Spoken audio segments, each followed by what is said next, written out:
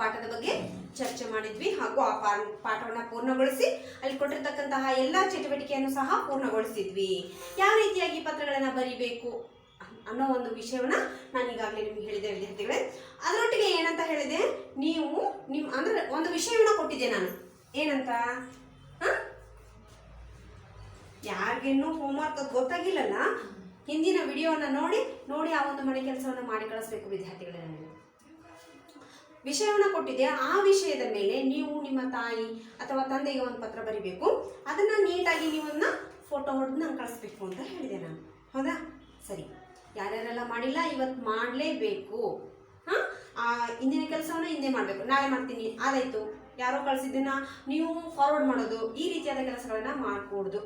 ಅದು ಒಳ್ಳೆಯ ಹವ್ಯಾಸ ಅಲ್ಲ ವಿದ್ಯಾರ್ಥಿಗಳೇ. ಸರಿ, ಇಂದಿನ ಒಂದು ತರಗತಿಯಲ್ಲಿ ಮಹಿಳಾ ದಿನಾಚರಣೆ ಈ ಒಂದು ಪಾಠವನ್ನ ಪ್ರಾರಂಭಿಸೋಣ. ಆ ಮಹಿಳಾ ದಿನಾಚರಣೆ ಅಂದ್ರೆ ಏನು, ಅದನ್ನ ಯಾವಾಗ ಆಚರಿಸ್ತಾರ, ಯಾವುದಕ್ಕಾಗಿ ನಾವು ಅದನ್ನ ಆಚರಿಸ್ತೀವಿ ಅನ್ನುವಂಥ ಎಲ್ಲ ವಿಷಯಗಳನ್ನ ಈ ಒಂದು ಪಾಠದಲ್ಲಿ ನಾವು ತಿಳಿದುಕೊಳ್ಳೋಣ ವಿದ್ಯಾರ್ಥಿಗಳೇ. ಈ ಪಾಠವನ್ನು ಪ್ರಾರಂಭಿಸುವ ಮುನ್ನ ಒಂದು ಚಿಕ್ಕ ಪ್ರಾರ್ಥನೆಯನ್ನ ಮಾಡೋಣ, ತದನಂತರ ಪಾಠವನ್ನ ಮುಂದುವರಿಸೋಣ. ಕಣ್ಣುಗಳನ್ನು ಮುಚ್ಚಿ ನನ್ನೊಟ್ಟಿಗೆ ಪ್ರಾರ್ಥನೆಯನ್ನ ಹೇಳಿ. ನಮಸ್ತೆ ಶಾರದಾ ದೇವಿ ಕಾಶ್ಮೀರಪುರವಾಸಿನಿ ವಿದ್ಯಾದಾನಂಚಿ ಧೀಮಹಿ ಸಿದ್ಧಿರ್ಭವತು ಮೇ ಸದಾ. ನಿಧಾನವಾಗಿ ನಿಮ್ಮ ಕಣ್ಣುಗಳನ್ನು ತೆರೆಯಿರಿ ವಿದ್ಯಾರ್ಥಿಗಳೇ. ಅದೇ ರೀತಿಯಾಗಿ ನಿಮ್ಮ ಪಠ್ಯಪುಸ್ತಕವನ್ನು ಸಹ ಪುಟ ಸಂಖ್ಯೆ 58. ಸರಿ, ಮಹಿಳಾ ದಿನಾಚರಣೆ ಅಂದು ಶಾಲಾ ಬೆಳಗ್ಗೆ ಶಾಲಾ ಬಯಲಿನಲ್ಲಿ ಮಕ್ಕಳೆಲ್ಲರೂ ಬಹಳ ಸಡಗರ ಸಂಭ್ರಮದಿಂದ ಓಡಾಡುತ್ತಿದ್ದರು. ಮುಖ್ಯ ಶಿಕ್ಷಕರು ಮಕ್ಕಳನ್ನು ಕುರಿತು, ಮಕ್ಕಳೇ ಎಲ್ಲರೂ ಬೇಗ ಇಲ್ಲಿ ಬನ್ನಿರಿ ಎಂದರು. ಶಾಲೆಯಲ್ಲಿ ಮಕ್ಕಳೆಲ್ಲ ಆಟ ಆಡ್ತಾ ಇದ್ರು. ಆದ್ರೆ ಅಂದು ಬೆಳಿಗ್ಗೆ ಎಲ್ಲಾ ಮಕ್ಕಳಿಗೆ ಏನೋ ಒಂದು ಸಡಗರ ಸಂಭ್ರಮ. ಆವಾಗ ಮುಖ್ಯ ಶಿಕ್ಷಕರು, ಹೆಡ್ ಮಾಸ್ಟರ್ ಅಂತ ಹೇಳ್ತೀವಲ್ಲ, ಅವ್ರು ಏನ್ ಮಾಡಿದ್ರು, ಮಕ್ಕಳನ್ನ ಕುರಿತು, ಮಕ್ಕಳೇ ಇಲ್ಲಿ ಎಲ್ಲರೂ ಬೇಗ ಬನ್ನಿ ಅಂತ ಹೇಳಿ ಕರೆದ್ರು. ಆಗ ಮಕ್ಕಳೆಲ್ಲ ಬಂದು ಸಾಲಾಗಿ ನಿಂತ್ಕೊಂಡ್ರು. ಮುಖ್ಯ ಶಿಕ್ಷಕರು, ಮಕ್ಕಳೇ ಈ ದಿನದ ವಿಶೇಷತೆ ನಿಮಗೆ ಈಗಾಗಲೇ ತಿಳಿದಿದೆಯಲ್ಲವೇ, ಇವತ್ತೇನ್ ವಿಶೇಷ ಅನ್ನೋದು ನಿಮ್ಗೆ ಈಗಾಗಲೇ ತಿಳಿದಿದಲ್ಲ, ಗೊತ್ತೈತಲ್ಲ ಅಂತ ಕೇಳಿದ್ರು ಮಕ್ಕಳು. ಒಟ್ಟಾಗಿ, ಹೌದು ಗುರುಗಳೇ, ಹೌದು ಇಂದು ಮಹಿಳಾ ದಿನಾಚರಣೆ ಎಂದು ನಿನ್ನೆ ನೀವೇ ಹೇಳಿದ್ದೀರಲ್ಲ. ಹೌದು, ಇವತ್ತು ಮಹಿಳಾ ದಿನಾಚರಣೆ ಅಂತ ನಮ್ಗೆಲ್ಲ ಗೊತ್ತಿದೆ. ಈ ಒಂದು ವಿಷಯವನ್ನ ನಿನ್ನೆ ದಿನ ನೀವು ನಮಗೆ ಹೇಳಿರಿ ಅಂತ ಹೇಳಿದ್ರು ಶಿಕ್ಷಕಿ. ಮಕ್ಕಳೇ, ಇಂದು ಆಗಬೇಕಾದ ಕೆಲಸದ ಬಗ್ಗೆ ನಿನ್ನೆ ನಿಮಗೆ ತಿಳಿಸಿದ್ದೆ, ಅದರಂತೆ ನೀವೆಲ್ಲ ಕಾರ್ಯನಿರ್ವಹಿಸುತ್ತಿದ್ದೀರಿ ಅಲ್ಲವೇ? ಹೌದು, ಈ ಒಂದು ದಿನಾಚರಣೆ ಅಂದ್ರೆ ವಿಶೇಷ ದಿನವನ್ನ ಆಚರಿಸುವ ಮುನ್ನಾ ದಿನವಾದ ನಿನ್ನೆಯನ್ನ ನಾವೇನ್ ಮಾಡಿದ್ವಿ, ಈ ಬಗ್ಗೆ ಮೀಟಿಂಗ್ ಅನ್ನ ಮಾಡಿದ್ವಿ. ಒಂದು ಸಭೆಯನ್ನ ಕರೆದು ನಿಮ್ಗೆ ಎಲ್ಲ ಏನೇನೆಲ್ಲ ಕೆಲಸಗಳಾಗಬೇಕು ಅಂತ ಈಗಾಗಲೇ ನಾನು ತಿಳಿಸ್ತೀನಿ ವಿದ್ಯಾರ್ಥಿಗಳೇ ಅಂತ ಯಾರು ಹೇಳಿದ್ರು, ಶಿಕ್ಷಕರು ಹೇಳಿದ್ರು. ಯಾವುದೇ ಒಂದು ಕೆಲಸವನ್ನ ಮಾಡುವ ಮುನ್ನ ಆ ಒಂದು ಸಭೆಯನ್ನ, ಅಂದ್ರೆ ನಮ್ಮ ಮನೆಯಲ್ಲಿ ಆಗ್ಲಿ ಶಾಲೆಯಲ್ಲಿ ಆಗ್ಲಿ ಸಭೆಯನ್ನ ಕರೆದು ನಾವೇನ್ ಮಾಡ್ಬೇಕು, ಎಲ್ಲ ಸದಸ್ಯರು ಕೂತ್ಕೊಂಡು ಆ ಒಂದು ಕೆಲಸದ ಬಗ್ಗೆ, ವಿಶೇಷ ದಿನದ ಬಗ್ಗೆ ಏನೇನೆಲ್ಲ ಕೆಲಸಗಳು ಬರ್ತಾವ, ಏನ್ ಮಾಡ್ಬೇಕು ಅಂತ ಹೇಳಿ ಕೆಲಸವನ್ನ ಹಂಚ್ಕೊಂಡು ಕೆಲಸ ಮಾಡೋದ್ರಿಂದ ಏನಾಗ್ತೈತಿ, ಕೆಲಸದ ಒಂದು ಭಾರ ಒಬ್ಬರ ಮೇಲೆ ಬರೋದಿಲ್ಲ. ಎಲ್ಲರೂ ಖುಷಿಯಾಗಿ ಕೆಲಸವನ್ನ ಮಾಡಬಹುದು. ಆ ಸಂಭ್ರಮವನ್ನ ಎಲ್ಲರೂ ಸರಿಯಾಗಿ ಅನುಭವಿಸಬಹುದು, ಸಂತೋಷವಾಗಿರ್ಬಹುದು. ಯಾರೋ ಮಾಡ್ತಿರ್ತಾರ, ಹೋಗ್ಲಿ ಬಿಡೋ, ಅವ್ರು ಮಾಡ್ತಿರ್ತಾರೆ ಅನ್ಕೊಂಡ್ ಬಿಡೋ ಹಾಗಿಲ್ಲ. ಕೆಲಸವನ್ನ ಹಂಚ್ಕೊಂಡು ಅಂತ ಒಂದು ಸಂದರ್ಭಗಳಲ್ಲಿ ಕೆಲಸವನ್ನ ಹಂಚ್ಕೊಂಡು ಕೆಲಸಗಳನ್ನ ಮಾಡಬೇಕು. ಮಕ್ಕಳೇ, ಇಂದು ಆಗಬೇಕಾದ ಕೆಲಸದ ಬಗ್ಗೆ ನಿನ್ನೆ ನಿಮಗೆ ತಿಳಿಸಿದೆ, ಅದರಂತೆ ನೀವೆಲ್ಲ ಕಾರ್ಯನಿರ್ವಹಿಸುತ್ತಿದ್ದೀರಿ ಅಂತ ಅನ್ಕೊಂಡಿದ್ದೀನಿ ಅಂತ ಶಿಕ್ಷಕರು ಹೇಳಿದ್ರು. ಮಕ್ಕಳು, ಹೌದು ಮೇಡಮ್, ನೀವು ಹೇಳಿದಂತೆ ಶಾಲಾ ಆವರಣ ಸ್ವಚ್ಛ ಮಾಡಿದ್ದೀವಿ. ತಲೆಯಲ್ಲಿ ತೋರಣ ಕಟ್ಟಿ ರಾಷ್ಟ್ರಕ್ಕಾಗಿ ದುಡಿದ ಅನೇಕ ಮಹಿಳೆಯರ ಭಾವಚಿತ್ರಗಳಿಗೆ ಹೂಮಾಲೆ ಹಾಕಿ ಸಿಂಗರಿಸಿದ್ದೇವೆ. ಮೊದಲಿಗೆ ನಾವೇನ್ ಮಾಡಿದ್ವಿ, ಶಾಲೆಯ ಒಂದು ಆವರಣವನ್ನ, ಮೈದಾನವನ್ನ ಸ್ವಚ್ಛಗೊಳಿಸಿದ್ವಿ. ಅದರೊಟ್ಟಿಗೆ ರಾಷ್ಟ್ರಕ್ಕಾಗಿ ದುಡಿದಂತಹ ವೀರ ಧೀರ ಮಹಿಳೆಯರ ಎಲ್ಲಾ ಭಾವಚಿತ್ರಕ್ಕೂ ಹೂಮಾಲೆಯನ್ನ ಹಾಕಿ ಸಿಂಗರಿಸಿದ್ವಿ ಅಂತ ಹೇಳಿದ್ರು ಮುಖ್ಯ ಶಿಕ್ಷಕರು. ಹಾಗಾದ್ರೆ ನಾವೆಲ್ಲ ಕಾರ್ಯಕ್ರಮ ನಡೆಯುವ ಸ್ಥಳಕ್ಕೆ ಹೋಗಿ ಅತಿಥಿಗಳನ್ನ ಸ್ವಾಗತಿಸೋಣ ಬನ್ನಿ. ಸರಿ, ಹಾಗಾದ್ರೆ ಒಂದು ಸಭೆ ಸಮಾರಂಭ ಅಂದ ತಕ್ಷಣ ಅತಿಥಿಗಳ ಅವಶ್ಯಕತೆಯಲ್ಲಿ ಇದ್ದೇ ಇರ್ತೈತಿ. ಅತಿಥಿಗಳು ಇರಲಿಲ್ಲ ಅಂದ್ರೆ ಆ ಒಂದು ಸಭೆಗೆ ಗೌರವ ಸಿಗೋದಿಲ್ಲ. ಅದಕ್ಕಾಗಿ ಅಂದಿನ ಒಂದು ಸಭೆಯ ಅತಿಥಿಗಳನ್ನ ಕರೆಯೋ ಸಮಯ ಈಗ. ಬನ್ನಿ ಮಕ್ಕಳೇ, ನಾವೆಲ್ಲ ಹೋಗಿ ಕರೆಯೋಣ ಅಂತ ಹೇಳಿ ಮುಖ್ಯ ಶಿಕ್ಷಕರು ಏನ್ ಮಾಡಿದ್ರು, ಮಕ್ಕಳನ್ನೆಲ್ಲ ಒಟ್ಟಿಗೆ ಕರೆದುಕೊಂಡು ಹೋದ್ರು. ಮಕ್ಕಳೆಲ್ಲರೂ ಕಾರ್ಯಕ್ರಮ ನಡೆಯುವ ಸ್ಥಳಕ್ಕೆ ಬಂದು ಆಸೀನರಾದರು. ನೀಟಾಗಿ ತಮ್ಮ ತಮ್ಮ ಆ ಸ್ಥಳಗಳಲ್ಲಿ ಕುಳಿತುಕೊಂಡ್ರು. 5ನೇ ತರಗತಿ ವಿದ್ಯಾರ್ಥಿ ಶೇಖರ್ ಕಾರ್ಯಕ್ರಮ ನಿರೂಪಣೆ ಮಾಡಿದನು. ಸಭೆಗೆ ಆಗಮಿಸಿದ ಅತಿಥಿಗಳಿಗೆ ತಮ್ಮ ತಮ್ಮ ಆಸನಗಳಲ್ಲಿ ಕುಳಿತುಕೊಳ್ಳಲು ವಿನಂತಿಸಿದನು. 4ನೇ ತರಗತಿ ವಿದ್ಯಾರ್ಥಿನಿಯಾದ ಕುಸುಮ ಮತ್ತು ಕಾವೇರಿ ಪ್ರಾರ್ಥನೆ ಮಾಡಿದ್ರು. 5ನೇ ತರಗತಿಯ ವಿದ್ಯಾರ್ಥಿ ಶೇಖರ್ ಇವನು ಕಾರ್ಯಕ್ರಮವನ್ನ ನಿರೂಪಣೆ ಮಾಡಿದ. ಕಾರ್ಯಕ್ರಮವನ್ನ ನಿರೂಪಣೆ ಮಾಡೋರು ಹೇಗಿರ್ತಾರೆ ಅಂತಂದ್ರೆ, ಈಗೊಂದು ರಥದಲ್ಲಿ ಕೂತಕ್ಕಂತಹ ವ್ಯಕ್ತಿಗಳನ್ನ ಮುಂದೆ ಕರೆದುಕೊಂಡು ಹೋಗ್ಬೇಕಾದ್ರೆ ಒಬ್ರು ಸಾರಥಿ ಬೇಕಾಗ್ತದೆ. ಅದೇ ರೀತಿಯಾಗಿ ಸಭೆಯನ್ನ ನಡೆಸಬೇಕಾದ್ರೆ ಒಬ್ರು ಸಾರಥಿ ಬೇಕಲ್ಲಿ. ಅಧ್ಯಕ್ಷತೆ ಸ್ಥಾನವನ್ನ ಅವರು ಅತಿಥಿಗಳು ಸಿಂಗರಿಸಿದ್ರೆ ಹಾಗೂ ಮುಖ್ಯೋಪಾಧ್ಯಾಯರು ಅಧ್ಯಕ್ಷತೆಯ ಸ್ಥಾನವನ್ನ ಶೃಂಗರಿಸಿದ್ರೆ ಆ ಒಂದು ಕಾರ್ಯಕ್ರಮವನ್ನ ಮುಂದೆ ತಗೊಂಡು ಹೋಗ್ಲಿಕ್ಕೆ ಒಬ್ರು ಸಾರಥಿ ಬೇಕು. ಅವರೇ ಯಾರು? ನಿರೂಪಕರು. ಈ ಒಂದು ನಿರೂಪಣಾ ಹೊಣೆಯನ್ನ ಯಾರು ಹೊತ್ತರು? ಶೇಖರ್, 5ನೇ ತರಗತಿಯ ವಿದ್ಯಾರ್ಥಿ. ಅವನೇನ್ ಮಾಡಿದ, ಆಗಮಿಸಿದಂತಹ ಎಲ್ಲ ಅತಿಥಿಗಳನ್ನ ಬರಮಾಡಿಕೊಂಡು ಆಸನದಲ್ಲಿ ಕುಳಿತುಕೊಳ್ಳಲು ವಿನಂತಿಸಿದನು. 4ನೇ ತರಗತಿಯ ವಿದ್ಯಾರ್ಥಿಗಳಾದ ಕುಸುಮ ಮತ್ತು ಕಾವೇರಿ ಪ್ರಾರ್ಥನೆಯನ್ನ ಮಾಡಿದ್ರು. ಯಾವಾಗಲೂ ಪ್ರಾರ್ಥನೆಯೊಟ್ಟಿಗೆ ಕಾರ್ಯಕ್ರಮವನ್ನ ಪ್ರಾರಂಭಿಸಬೇಕು. ಅದಕ್ಕಾಗಿ ಮೊದಲಿಗೆ ಪ್ರಾರ್ಥನೆಯನ್ನು ಯಾರು ಮಾಡಿದ್ರು? 4ನೇ ತರಗತಿಯ ವಿದ್ಯಾರ್ಥಿನಿಯರಾದ ಕುಸುಮ ಮತ್ತು ಮೇರಿ ಪ್ರಾರ್ಥನೆ ಮಾಡುವ ಮೂಲಕ ಕಾರ್ಯಕ್ರಮವನ್ನ ಪ್ರಾರಂಭಿಸಿದ್ರು. ಕಾರ್ಯಕ್ರಮದಲ್ಲಿ ಭಾಗವಹಿಸಿದ ಎಲ್ಲಾ ಗಣ್ಯರನ್ನು ಸುಮತಿ ಸ್ವಾಗತಿಸಿದರು. ಆಗಮಿಸಿದಂತಹ ವ್ಯಕ್ತಿಗಳನ್ನ ಮತ್ತೊಮ್ಮೆ ಗೌರವಪೂರ್ವಕವಾಗಿ ಸ್ವಾಗತಿಸುವುದು ಆ ಒಂದು ಸಭೆಯ ಕರ್ತವ್ಯ. ಈಗಾಗಲೇ ಅವರು ವೇದಿಕೆಗೆ ಬಂದಾರ, ಆದ್ರೂ ಅವರನ್ನ ಮತ್ತೊಮ್ಮೆ ನಾವು ಈ ಒಂದು ಸಮಾರಂಭಕ್ಕೆ ಬರಮಾಡಿಕೊಳ್ಳುವುದು ಅತ್ಯವಶ್ಯಕ. ಆ ಒಂದು ಕಾರ್ಯವನ್ನು ಯಾರು ಮಾಡಿದ್ರು? ಸುಮತಿ ಮಾಡಿದ್ಲು. ಮುಖ್ಯ ಶಿಕ್ಷಕರು ಪ್ರಾಸ್ತಾವಿಕವಾಗಿ ಈ ದಿನದ ಮಹತ್ವವನ್ನು ಸಭೆಗೆ ತಿಳಿಸಿದ್ರು. ಯಾಕೆ ಈ ಸಮಾರಂಭವನ್ನ ಮಾಡ್ತಾ ಇದ್ದೀವಿ ಅಂತ ಹೇಳಿ ಪ್ರಾಸ್ತಾವಿಕವಾಗಿ ಆ ವಿಷಯದ ಒಂದು ವಿವರಣೆಯನ್ನ ಮುಖ್ಯ ಶಿಕ್ಷಕರು ಕೊಟ್ಟರು. SDMC ಅಧ್ಯಕ್ಷರಾದ ಶ್ರೀಮತಿ ಮಹಾಲಕ್ಷ್ಮಿಯವರು ಮಹಿಳಾ ದಿನಾಚರಣೆ ಕುರಿತು ಮಾತನಾಡಲು ಪ್ರಾರಂಭಿಸಿದರು. ಶಾಲಾ ಒಂದು ವ್ಯವಸ್ಥೆಯಲ್ಲಿ ಏನಿದೆ, SDMC ಶಾಲಾ ಸುಧಾರಣಾ ಸಮಿತಿಯ ಅಧ್ಯಕ್ಷರಾಗಿರ್ತಾರಲ್ಲ ಅವರು ಶ್ರೀಮತಿ ಮಹಾಲಕ್ಷ್ಮಿ ಅಂತ ಅವರ ಹೆಸರು. ಅವ್ರು ಏನ್ ಮಾಡಿದ್ರು, ಮಹಿಳಾ ದಿನಾಚರಣೆ ಬಗ್ಗೆ ಮಾತನಾಡಲು ಪ್ರಾರಂಭಿಸಿದ್ರು. ಅವ್ರೇನ್ ಹೇಳಿದ್ರು ನೋಡೋಣ. ಮಕ್ಕಳೇ, 1857ರಲ್ಲಿ ಮಾರ್ಚ್ 8 ನ್ಯೂಯಾರ್ಕಿನಲ್ಲಿ ಗಾರ್ಮೆಂಟ್ಸ್ ಕಾರ್ಮಿಕರು ಮಾಡಿದ ಹೋರಾಟದಿಂದ ಅಂತಾರಾಷ್ಟ್ರೀಯ ಮಹಿಳಾ ದಿನಾಚರಣೆ ಜಾರಿಗೆ ಬಂತು. ಹಾಗಾದ್ರೆ ಮಹಿಳಾ ದಿನಾಚರಣೆ ಯಾವಾಗ ಜಾರಿಗೆ ಬಂತು? 1857 ಮಾರ್ಚ್ 8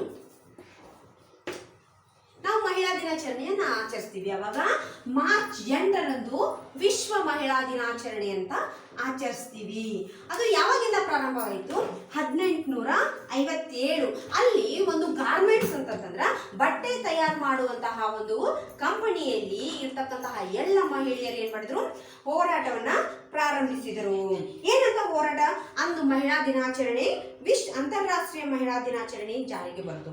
ಅಲ್ಲಿ ಕಾರ್ಮಿಕರಾಗಿ ದುಡಿತಕ್ಕಂತಹ ಮಹಿಳೆಯರು ಅವರದೇ ಆದ ಒಂದು ಏನೋ ಸಮಸ್ಯೆಗಳಿಗೆ ಪರಿಹಾರವನ್ನ ಕೇಳಿ ಅಂದು ಅವರು ಹೋರಾಟ ಮಾಡಿದ್ರು. ಆ ಒಂದು ದಿನದಿಂದ ವಿಶ್ವ ಮಹಿಳಾ ದಿನಾಚರಣೆ ಅಂತ ಹೇಳಿ ಜಾರಿಗೆ ಬಂತು. ನಾವು ಇಂದೆಲ್ಲ ಆಚರಿಸ್ತಾ ಇದ್ದೀವಿ, ಹೌದಾ? ಆಚರಿಸ್ತೀವಲ್ಲ. 1957ರಲ್ಲಿ ಅಂತಾರಾಷ್ಟ್ರೀಯ ಮಹಿಳಾ ದಿನಾಚರಣೆಯನ್ನು ಪ್ರಾರಂಭಿಸಲಾಯಿತು. ಇಂದು ಅಂದ್ರೆ 1857ರಂದು ಅವ್ರು ಏನ್ ಮಾಡಿದ್ರು, ಹೋರಾಟವನ್ನ ಮಾಡಿದ್ರು. 1975ರಲ್ಲಿ ಅದು ಅಂತಾರಾಷ್ಟ್ರೀಯ ಮಹಿಳಾ ದಿನಾಚರಣೆ ಅಂತ ಹೇಳಿ ಜಾರಿಗೆ ಬಂತು. ಆಚರಿಸಲು ನಾವೆಲ್ಲ ಪ್ರಾರಂಭಿಸಿದ್ವಿ. 1975ರವರೆಗೆ ವಿಶ್ವಸಂಸ್ಥೆಯ ಕರೆಯಂತೆ ಮಹಿಳೆಯರ ವಿರುದ್ಧ ನಡೆಯುವ ಎಲ್ಲ ಬಗೆಯ ಅಸಮಾನತೆಗಳನ್ನು ತೊಡೆದು ಹಾಕಲು ಮಹಿಳಾ ದಶಕದ ಆಚರಣೆಯನ್ನ ಘೋಷಿಸಲಾಯಿತು. ಎಲ್ಲಿಂದ ಎಲ್ಲಿವರೆಗೆ? 1975ರಿಂದ 1975ರಿಂದ 1985 ಅಂದ್ರೆ 10 ವರ್ಷಗಳ ಕಾಲ. ಈ ಒಂದು 10 ವರ್ಷಗಳ ಕಾಲದ ಅವಧಿ ಏನಿದೆಯಲ್ಲ, ಅಲ್ಲಿ ಮಹಿಳಾ ವಿಶ್ವಸಂಸ್ಥೆ ಏನಂತ ಕರೆ ಕೊಡ್ತು, ಮಹಿಳೆಯರ ವಿರುದ್ಧ ನಡೀತಕ್ಕಂತಹ ಅಸಮಾನತೆ ಹೆಚ್ಚು ಕಡಿಮೆ ಅಂದ್ರೆ ನಮ್ದೆಲ್ಲ ಪುರುಷ ಸಮಾಜ ಆಗಿರೋದ್ರಿಂದ ಮಹಿಳೆಯರನ್ನ ಕೀಳಾಗಿ ಕಾಣುವಂತಹ ಎಷ್ಟೋ ಒಂದು ಆಚರಣೆಗಳನ್ನ ಇಲ್ಲಿ ಏನ್ ಮಾಡಲಾಯಿತು, ತೊಡೆದು ಹಾಕಲಾಯಿತು.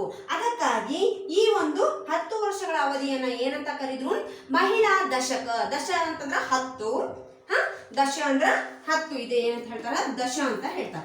ದಶ ಅಂತಂದ್ರ 10, ಅದಕ್ಕೆ ದಶಕ ಅಂತ ಹೇಳಿದ್ರು. ಶತಕ ಅಂತಂದ್ರ 100, ಹೌದಾ ಎಂದು ಘೋಷಿಸಲಾಯಿತು.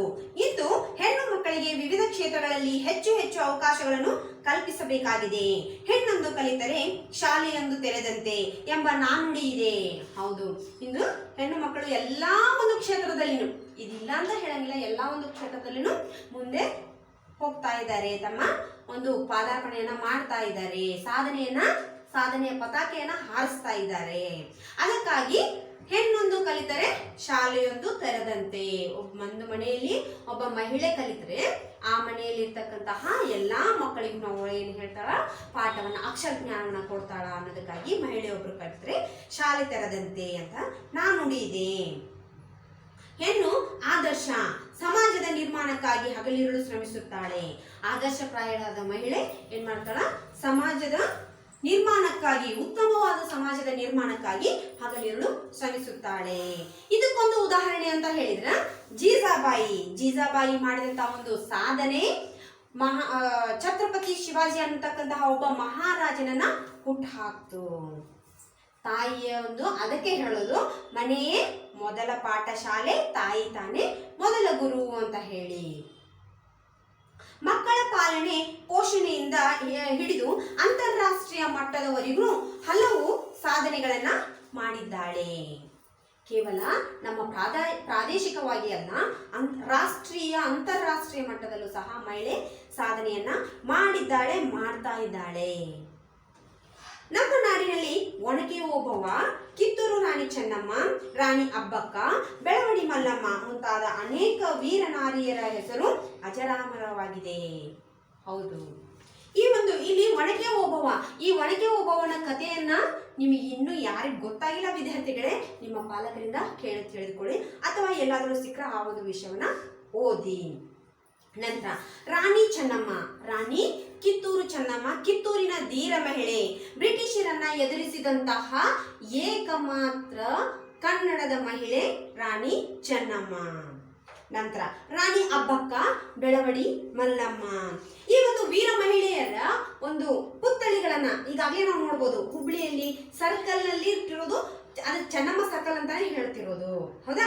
ಅಲ್ಲಿ ಚೆನ್ನಮ್ಮ ಕುದುರೆಯ ಮೇಲೆ ತನ್ನ ಒಂದು ವೀರತ್ವವನ್ನು ತೋರಿಸುವ ಒಂದು ಪುತ್ಥಳಿ ಅಲ್ಲಿದೆ. ಅದೇ ರೀತಿಯಾಗಿ ಕಿತ್ತೂರು, ಚೆನ್ನಮ್ಮನ ಆಳ್ವಿಕೆಯ ಊರು, ಪ್ರದೇಶ ಕಿತ್ತೂರು, ಅಲ್ಲಿ ಸಹ ಒಂದು ಮೂರ್ತಿ ಇದೆ. ಅದರೊಟ್ಟಿಗೆ ಓಬವ್ವ, ನಾವು ಇಂದಿಗೂ ಸಹ ಓಬವ್ವನ ಕಿಂಡಿ ಅಂತ ಚಿತ್ರದುರ್ಗ ಹೋದವಾಗ ಆ ಒಂದು ಕಿಂಡಿಯನ್ನ ಏನಂತ ಹೇಳ್ತಾರ, ಭಾಗಕ್ಕ ಓಬವ್ವನ ಕಿಂಡಿ ಅಂತಾನೆ ಹೆಸರಿದೆ. ಯಾಕೆ, ಏನು, ಆ ಹೆಸರು ಯಾಕೆ ಬಂತು ಅನ್ನುವಂತಹ ಒಂದು ವಿಷಯವನ್ನ ನೀವು ಸಾಧ್ಯವಾದರೆ ಬೇರೆ ಎಲ್ಲಾದರೂ ಕೇಳಿ ತಿಳಿದುಕೊಳ್ಳಿ ವಿದ್ಯಾರ್ಥಿಗಳೇ.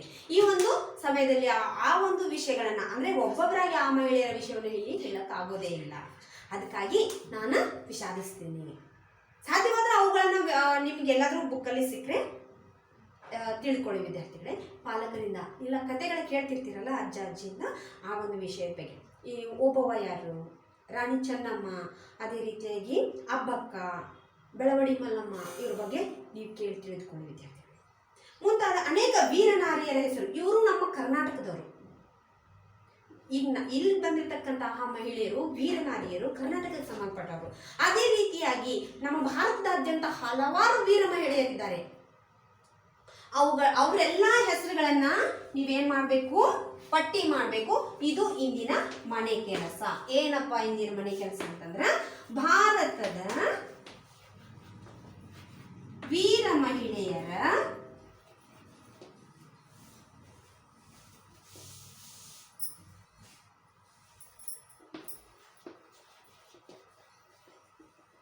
ಹೆಸರನ್ನು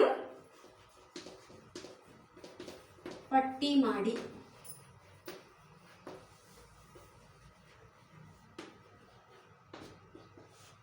ಹದಿನೈದಕ್ಕಿಂತ ಹೆಚ್ಚಾಗಿ ಸಿಗ್ತಾರ. ಆಗ ನಾನು ಇಲ್ಲಿ ನಿಮ್ಗೆ ಕೊಟ್ಟಿರೋದು 15 ಮಾತ್ರ. 15 ಹೆಸರುಗಳನ್ನಾದ್ರೂ ನೀವು ಬರೀಲೇಬೇಕು.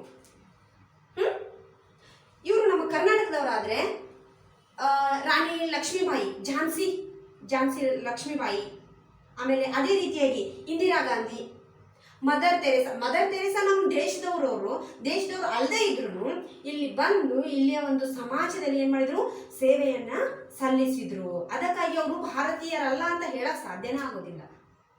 ಮೂಲತಃ ಅವರು ಭಾರತದವರಲ್ಲ.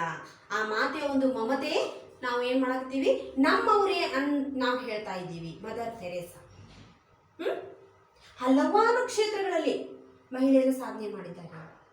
ಪ್ರಪ್ರಥಮವಾಗಿ ಮಹಿಳಾ ಸ್ಪೀಕರ್ ಅಂತ ಹೇಳಿ ಪ್ರತಿಭಾ ಪಾಟೀಲ್ ಅವರು ಬಂದ್ರು. ಆಮೇಲೆ ಭಾರತದ ಕೋಗಿಲೆ ಅಂತ ಹೇಳಿ ಸರೋಜಿನಿ ನಾಯ್ಡು ಅವ್ರನ್ನ ಹೇಳ್ತೀವಿ. ಬಹಳ ಜನ ಇದ್ದಾರೆ ವಿದ್ಯಾರ್ಥಿಗಳೇ. ಇವ್ರು ಎಲ್ಲಕ್ಕಿಂತ ಮುಂಚೆ ಮೊದಲು ನಿಮ್ಮ ತಾಯಿ ಹೆಸರು ಬರಬೇಕು. ಹೌದಾ? ನಂತರ ಮುಂತಾದ ಅನೇಕ ವೀರನಾರಿಯರ ಹೆಸರು ಅಜರಾಮರವಾಗಿದೆ. ಈ ಸಂದರ್ಭದಲ್ಲಿ ಒನಕೆ ಓಬವ್ವಳ ಬಗ್ಗೆ ಕಿರು ಪರಿಚಯ ಮಾಡಿಕೊಳ್ಳೋಣ. ಸರಿ, ಈ ಒಂದು ಪಾಠದಲ್ಲಿ ಒನಕೆ ಓಬವ್ವನ ಸಂಕ್ಷಿಪ್ತವಾದ ಪರಿಚಯ ಇಲ್ಲಿದೆ. ಹಿಂದೆ ಚಿತ್ರದುರ್ಗವನ್ನ ವೀರ ಮದಕರಿ ನಾಯಕ ಪಾಳೆಗಾರ ಆಳ್ತಾ ಇದ್ದ. ಅವ್ನು ಏನಂತ ಹೇಳ್ತಾರೆ, ವೀರ ಮದಕರಿನ ಅಂತ ಹೇಳೋದು. ಅಂದ್ರೆ ಅಷ್ಟೊಂದು ಸಾಹಸಿಯಾದ ಮಹಾರಾಜ ಅಂದ್ರೆ ವ್ಯಕ್ತಿ ಅವನಾಗಿದ್ದ, ಪಾಳೆಗಾರ ಆಡುತ್ತಿದ್ದನು. ಒಮ್ಮೆ ದುರ್ಗದ ಕೋಟೆಗೆ ಹೈದರಾಲಿಯ ಸೈನಿಕರು ಮುತ್ತಿಗೆ ಹಾಕಿದರು. ಹೈದರಾಲಿ ಸೈನಿಕರು ಕೊಳದ ಸಮೀಪ ಇದ್ದ ಕಳ್ಳಗುಂಡಿಯ ಮೂಲಕ ಕೋಟೆಯನ್ನು ಪ್ರವೇಶಿಸಲು ಹೊಂಚು ಹಾಕಿದರು. ಆ ಕಳ್ಳಗುಂಡಿಯ ಮೂಲಕ ಒಬ್ಬೊಬ್ಬರಾಗಿ ಕೋಟೆಯೊಳಗೆ ಬರಲು ಏನ್ ಮಾಡಿದ್ರು, ಸಿದ್ಧರಾದರು.